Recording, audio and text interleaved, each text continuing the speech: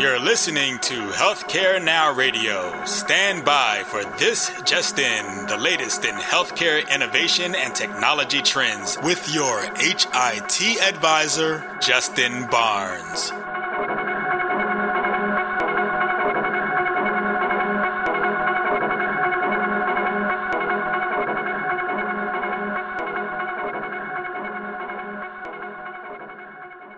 Thank you for joining me today on This Just In Radio. I had an amazing time this year at the HIMSS annual conference as we aired This Just In Radio live from the show floor. Our fourth year in a row, and thankfully, they always get better. Thank you very much to all of my amazing guests that came by to share their time and thought leadership. Many thanks to the show sponsor, Lenovo Health, and certainly many thanks to Roberta Mullins and the Healthcare Now Radio team for producing this show. We've compiled all of the guest interviews to share with you in this broadcast, but look for many more in the coming weeks. You'll also find these interviews on our archive channels. Just check in at thisjustinradio.com. We hope you enjoy these HIMSS18 recordings as they are all in their true environment with 40,000 healthcare and health IT leaders all around us. As this year, we placed our studio right in the middle of all the action. And you'll be able to hear the energy and hopefully feel it as well. Enjoy. So my next guest, Leigh Williams, Administrator, Business Systems, Health Information Technology, University of Virginia Health. You have the second longest title. Neil Gomes is the longest title of my guest today, but you have the second longest title. So thank you very much. I'm trying to catch up with Neil on a lot of things. There you go. But I also, I always call you Leigh Thomas. For full disclosure, we've known each other for a very long time. Went to high school together. We saw each other last year at HIMSS when you joined me on the radio show. It's great to reconnect, collaborate with you. You're a phenomenal collaborator inside our think tank. We had our third think tank this morning. So thank you very much for the leadership that you brought there. You've been a catalyst in that think tank. Actually, each time you've helped be a catalyst because they're all thought leaders. We bring together 50 thought leaders in our think tank. But so we don't want to say we have any speakers because again, typically everybody would be speakers. But you're a great catalyst for conversation. You always had a great dynamic. Your experience in the revenue cycle side and the value-based care side is unparalleled. So thank you very much for joining. So we've got a little bit of time here, so extra time. So real quickly though, we'll dive in, but what healthcare or health IT trends are you seeing in the industry from your perspective? So what's been interesting to me this year is seeing how much use we're making out of all of the data that we've been gathering. So I've been coming to HIMSS for close on a decade, and I would say that this experience for me this week has been much more about operationalizing a lot of the cool ideas that we've had. So you would certainly share that EHRs 10 years ago was more about implementation, getting them stood up, actually having them work. Now, they're fairly ubiquitous, and it's no longer about starting something, but then really capitalizing on the investment that you have. So I've been amazed with some of the machine learning and the artificial intelligence that is going on, not just in the groups that specialize within that, but how a lot of the applications, the devices are starting to make use of that as well. And we spent many years working out how to collect data. I went to lots of sessions previously that were about clean versus dirty data, and how are we going to get there to where we can make use of it, and how do we share data across organizations. We're beginning to be in a more mature place where the data is available, and now it's about how do we make use of it and how do we operationalize it so it has impact. Just having the data doesn't make a big difference, but if you can do something with it where you're changing how your behaviors are in your organization, what your strategy is, being data-centric, I think that one is a very important trend that we're seeing this year, and different to me than the last few years. Yeah, and so picking up on that, because we had a great testimony this morning in the think tank from Dr. Pamela Peel from UPMC on their payer side. She's an economist, but she's been a great collaborator for the last two think tanks. And she shared out where they're using data. She said data, and they're using data to basically topography of data to map chronic conditions throughout Western Pennsylvania, and looking to see where she has pockets of COPD, diabetes, CHF, you name it. She's mapping it. And then she's actually have a proactive strategy where they're going into the community, setting up epicenters of care, again, to go attack these, not wait for the cost to come through the door, wait for these sick patients to come through the door, but going out to the community, attacking it, going into their homes, and really managing it right out in the field. Yeah. And that's what we're going to see. We're going to see more of that coming up. But again, she stood up and she said, I'm going to mention the D word, data. And so we're all like, oh, it's 7:15 in the morning and you're going to mention the D. Well, what word are you mentioning here? And she said, data. So it was very cool. So I think just to throw on some points there that you brought up. So what else do you see out there for innovations? So one of the other topics that is really core to what I've been looking at is this shift from what I would call a transactional revenue cycle or a patient billing experience to a patient-centric business operations, and how even the language around what we talk about for business ops within healthcare is becoming patient-centric. So we had a full-day revenue cycle solution summit on Monday, and one of the things that struck me as really where we are today that is different than before was the way that we talked about our work and our business. And I don't think I heard the word guarantor or insured or the claimant. I don't think we said those words at all that day. Right. We talked about the patient, we talked about the families, we talked about helping your mom when there's a cancer diagnosis and you've got to understand the bills. And it was just a very different way of embracing a patient-centric culture, even in the non-clinical operation for a healthcare system. So that shift to really thinking about, and I think that ties back to technology, because it's about the user experience and making sure that we are bringing tools to be able to, so you talk about, okay, you want patient-centric, what does that mean? It means a statement that you can understand. It means knowing upfront what your costs might be. And it means having the tools to schedule appointments, understand which physicians you're able to see, how to navigate the treatment options that you have. And that's a very different trend in billing revenue cycle and in all financial operations within a healthcare system than I think we had years ago, where it was very transactional about making sure the focus was on a clean claim, right? So maybe that ties back to the data point that years ago we were worried about getting clean data on the claim, and now we're thinking about how do we use it to better help people understand what their responsibility is and to make there be less anxiety involved with the financial experience of a healthcare journey. That's excellent. So weave in your thoughts on consumerism, because obviously this is all flying together. So really quick couple of, quick moments on your thoughts on consumerism. Sure. Even in your community. Yeah. And what we're doing, so part of it is recognizing that people have a way with interacting with all of the businesses that they're working with, and we use our smartphones for everything. And so one of the focuses that we've had at UVA is developing the Epic MyChart functionality that we brought up last year, the ability to review your bill and pay it using your app. So making it something, that's how you do your electric bill or buy your groceries, bringing those type of tools that are very natural to people to use, that we make it also happen in healthcare. That's fantastic. So what other innovations? Anything else that you want to share? So my last one was about connected health, and Dr. Waller was talking this morning about that, and I think that his point was that virtual care and connected health has to be part of our strategy and the way that it's in the fabric of everything that we do in healthcare delivery, and making it not something that you also do. So I think years ago it was about maybe you were standing up a telemedicine program. Now it is, how do we think about delivering care across time and space using a lot of technology that's available in a way that better keeps people healthy, helps reduce some physician burden and stress, is really good with capturing data and making a record of it.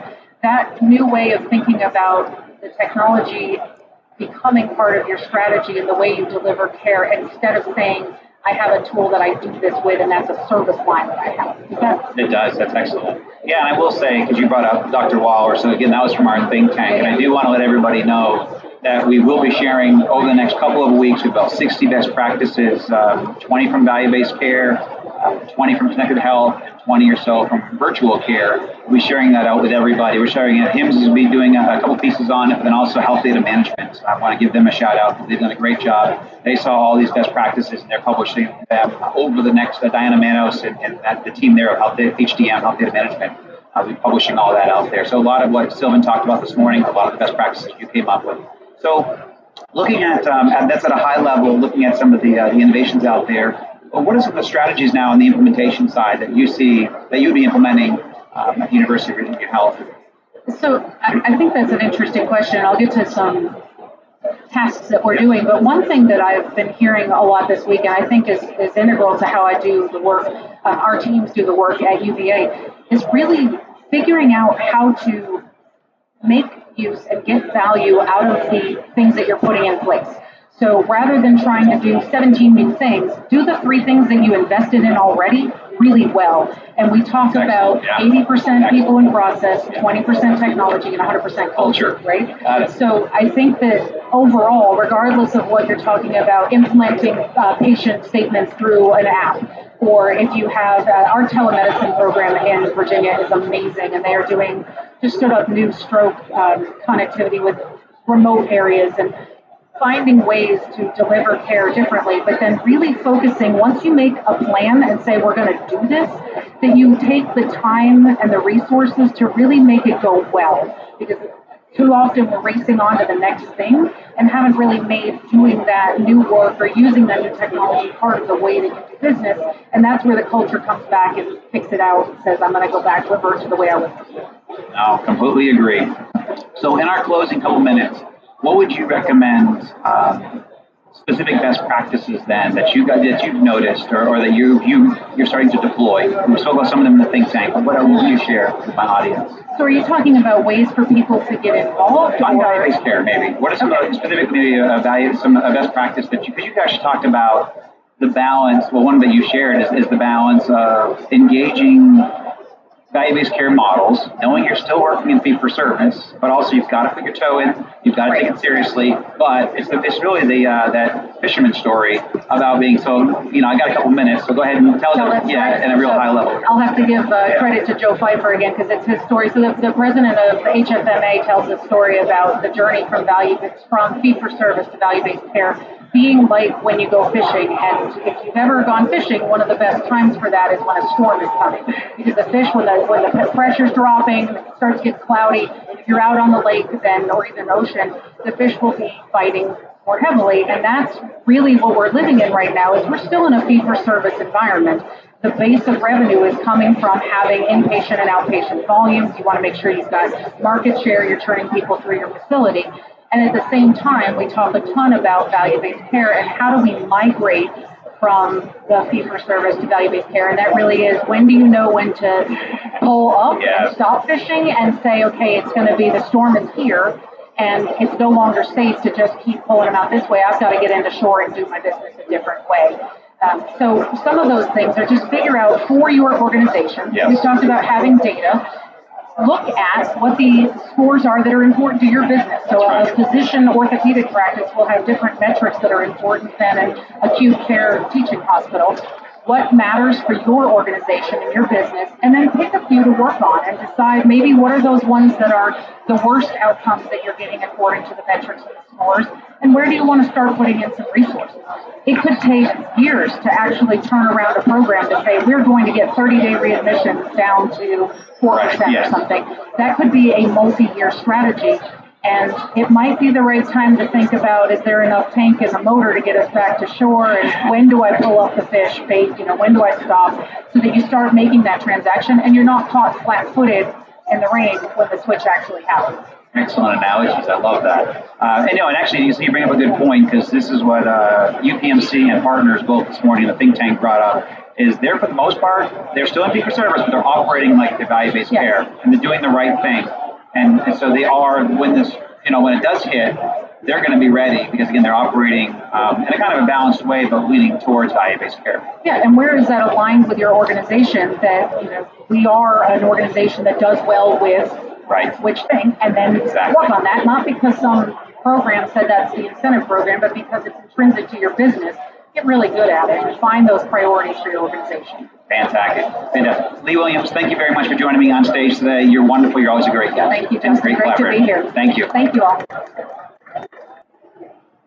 My next guest is Jake Dorst, Chief Information and Innovation Officer, Tahoe Forest Hospital District. You have one of the longer titles of the show. Well, you and I worked together, collaborated yesterday on a great panel on patient identities. Hopefully we'll talk a little bit about that. We also have a panel later on today that we'll do. on a similar type strategy. But from your perspective at Tahoe Forest, what are you seeing as some of the top innovations, leading innovations out in healthcare and health IT today? Well, just being here. So I had some prepared answers, but then I came to to know that. I was like, wow, there's so much new stuff going on. But I think that the positive patient identification is a big piece that I think people are starting to understand that that's a real problem. And as we move towards interoperability, I think it's going to be a much more important factor in getting our data right. There's artificial intelligence, machine learning, blockchain still out there. A lot of people have been talking about the Amazon, JP Morgan, Berkshire Hathaway partnership. And I think that really illustrates a frustration that's out there in the country, and large employers are seeing that their employees really aren't getting the best value out of their dollar. So I hope that that's going to help increase and accelerate innovation that we've seen, especially with companies like Amazon. I was watching a documentary, I forget what it was, but it was on Walmart, and it was talking about their supply chain. Yep. And they could get down to, they know on a shelf in Beijing, China, how many bags of potato chips are on there. And we've all heard the stories, patient coming out of the ICU going to med-surg, and we lose them for 3 hours because somebody put the transfer request in. Right. And it just hit me. It's like, here's a private industry that's, driven by that value, and it's okay. It's not okay, but it's accepted. And I think that's a big difference. I think if you start to look at Amazon, if you look at the national standard, I think that ranges from 8 to 12% of patients have duplicate medical records. If you think about Amazon, if they're 8 to 12% sending the wrong thing to the wrong house, the right thing to the wrong house, they wouldn't be in business very long. So that's very true. I think they could be I think that's this has been all tried before. Big companies got together before and tried to do this, but it was such a quagmire. But I think the X factor now that I hope to see really catch on is that the companies like Amazon know how to work with data. And they understand how to utilize it in ways to help streamline their business and help their customers. So I'm hoping that partnership will help accelerate what we see in healthcare. And maybe it's a good. I'm hoping it's going to be a good partnership. Yeah, I believe it is. I think that I was asked the same question. I think we joke about this. You mentioned it this morning in the think tank that every day someone's asking me about this relationship, this partnership, and I'm in the same boat. And I think that I see it pushing the industry to innovate faster because they're going to innovate and they're going to figure it out. And they have the resources, they have the intellect, and they have the will. And I believe they're going to put, no matter what they create, they're going to create ripples around them that's positive for this industry. So I completely agree. And I think there's a synergy there, just in the think tank this morning, which was great and very informative. Genevieve was talking about, she blame it on my age, but you got to crawl before you walk, and you walk before you run. Yeah. She said, we've been crawling for 30 years. She said, I'm tired of crawling. And I was like, yeah, right on. So I think if you see these kind of partnerships coming from Amazon, and you see these partnerships coming from cooperation with the new breed that's getting into the government, I think it could make a big change. But again, a big part of that is solving this problem of positive patient identification. Yep. Without that, it won't be as effective. So at least our last point here in our last couple of minutes. So tell us about some of the best practices from your thought leadership and what you guys are implementing there at Tahoe Forest. So we're working with Lenovo and LifeMed ID, and we started with their smart card product. So we created a population wellness app in-house.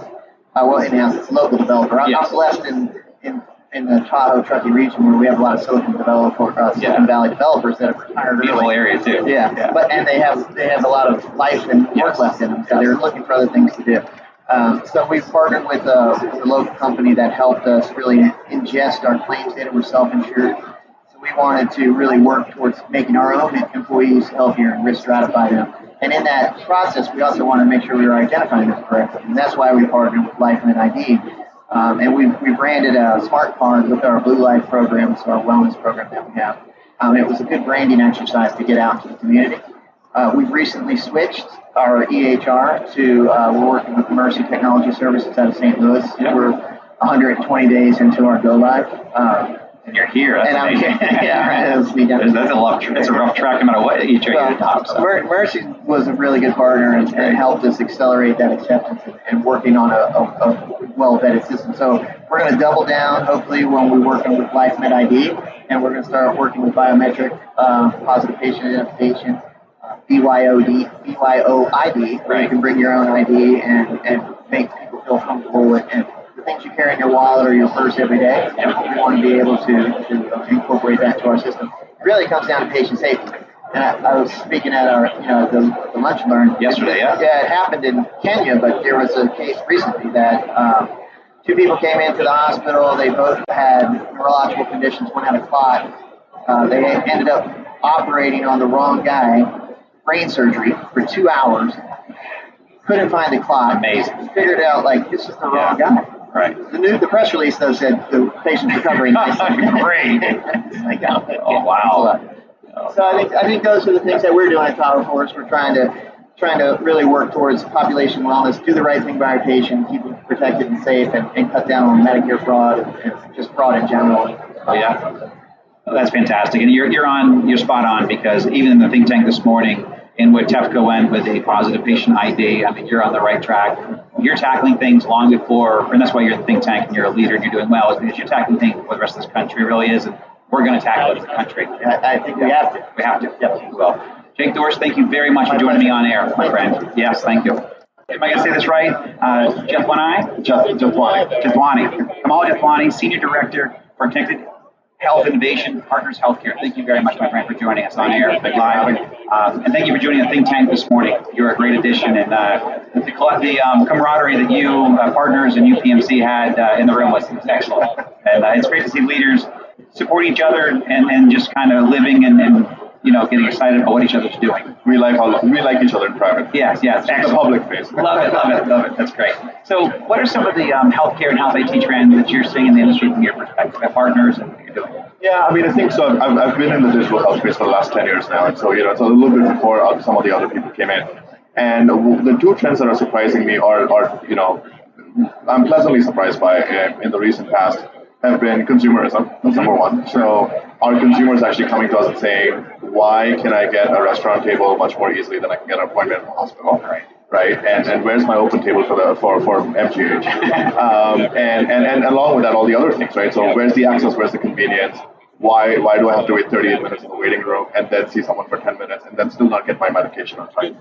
And the other trend that I'm seeing which is really interesting, is data and sort of the movement around making sense out of the data. So we heard that this morning in the think tank, Dr. Peel from UPMC said data. Right. Yeah, you're right. But it's really interesting because it's not just data collection, which is what we spent the last 15 years on, right? So God bless the fact that we have EMRs now in 95% of the settings, but we now have all this data, and now the question is, what do we do with it, right? Like what Google and Amazon do with their data, we do not even close to 1% of it. Right. So what I'm seeing is sort of, how can we use data in meaningful ways to actually create insights and actually drive our businesses versus the other way around? No, that's fantastic. So how are you guys addressing specifically at partners and the strategy you work on? How are you guys addressing it, or would you recommend people address it? Yeah, so let me start with the data trend. So on the data side, it's actually much simpler, right? We have the data. The question is, do we have the ability to create insights out of it? One of the things that we do really well at Partners is create collaborations. So, for example, I don't have the analytic capabilities in our hospital that some of the large technology firms have. So how can we come together to create some sense out of this data and make this valuable for multiple partners? And so I think one way to watch this trend is to open up our walls and our thinking about more horizontal integration with capabilities.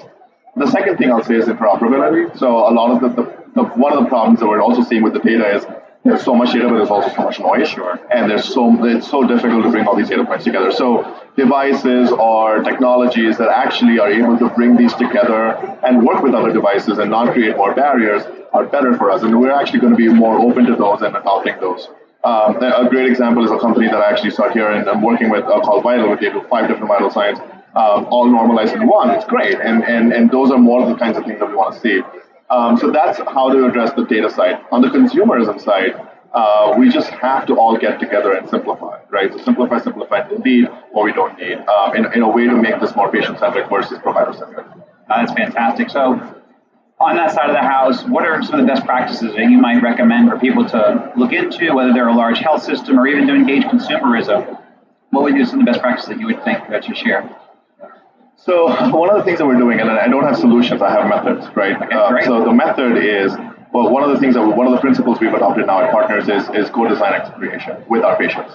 Co-design, co-creation. Yeah, but with our stakeholders, with industry, but also with our own end users. So, for example, when we create a new technology or a new process, we have patients in there, nurses in there, physicians in there, technology firms in there, and all of us together addressing a problem. And we're seeing a lot of good traction and good, interesting programs coming out of that. The other thing I'll say is that I think there's a lot of different business models possible when you start to go direct to consumer without having to worry about all the 10 different stakeholders involved in that payment. And I would encourage provider groups to think a little bit more creatively about how do we make something more convenient for people, and as a result, make that business viable. Exact convenience. Yeah, that's excellent. On the consumer side, you brought up Vital. They also have a cool. What else are they doing from the innovation standpoint? I think they're doing some glucose monitoring as well with a finger prick. Yep. That's kind of cool. So very, very cool. And no, I think you're spot on the consumerism side. It's one of the things in the radio show, and we have a great listener base for this, is I think probably half of my listenership are very active consumers. And even I had to become an active consumer myself, choosing my new health plan in the past year, but it's also saved me.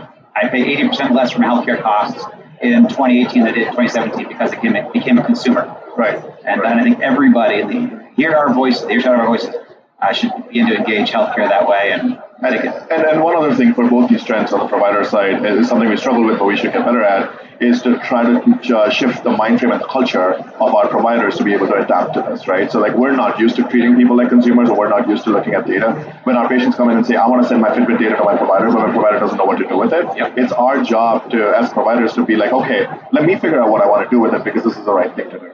And so those are things that I think we're going to struggle with, but I think once we are able to change the culture, we should be able to transform this place. I agree. Excellent. So in your final minutes here, and probably with the show also, what do you expect to hope to achieve in the next day or so? What else do you want to see here? Well, I'd love to see what else is new, what else we could bring for our patients and our consumers back to Boston. I'd love to see more opportunities for bringing multi-parties together and do something interesting. So I'd love to create collaborations with multiple parties together so we can come together with something that is meaningful for our patients. And then I think the last thing is just also from an education standpoint, I'm seeing a lot of sessions around AI. Yeah. So just interested in learning people's perspective and seeing what other systems are doing. This morning, the think tank was amazing. I was so fascinated by the data visualization efforts. So things like that would be great. Cool. Well, we'll certainly keep you on the list for the next think tank. And also, we will be doing a panel 12:40 today, and we'll talk about a little bit of augmented reality, virtual reality, AI, IoT, some of those good acronyms that are all awesome. So thank you very much, Kamal, for joining us. Appreciate it, my friend. Thank you. Excellent. Thank you. Thank you again for joining me for this aired recording from HIMSS18 live in Las Vegas. And please tune in weekdays at 2:30 p.m. Eastern, 11:30 a.m. Pacific to always hear our latest shows.